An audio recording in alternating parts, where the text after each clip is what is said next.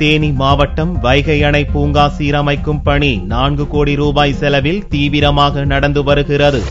தென் மாவட்டங்களில் சிறந்த சுற்றுலா தலமாக வைகை அணை விளங்குகிறது. சீசன் நேரங்களில் இந்த அணைக்கு சுற்றுலா பயணிகள் ஏராளமானோர் வந்து செல்கின்றனர். வைகை அணையின் வலது இடது கரைகளில் 2 பூங்காக்கள் அமைந்துள்ளன. இந்த பூங்காவில் இருந்த சிலைகள் மற்றும் புல்தரைகள் முற்றிலும் சேதமடைந்து காட்சியளித்தது சுற்றுலா பயணிகளிடம் அதிருப்தியை ஏற்படுத்தியது. இந்நிலையில் பயணிகளின் வருகையை அதிகரிக்கவும் பூங்காவை மேம்படுத்துவதற்காகவும் சுற்றுலா மேம்பாட்டுத்துறை 4.5 கோடி ரூபாய் நிதியை ஒதுக்கீடு செய்தது. இதைத் தொடர்ந்து சீரமைப்பு பணிகள் முழுவீச்சில் துவக்கப்பட்டுள்ளது. பூங்கா முழுவதும் புதிய தோட்டம் அமைத்தல், பலவிதமான செடி கொடி போன்றவற்றை அமைத்தல் மற்றும் சுற்றுலா பயணிகள் பயன்படுத்தும் நடைபாதையில் பளிங்கு டைல்ஸ் கற்கள் பதிக்கும் பணியும் நடந்து வருகிறது.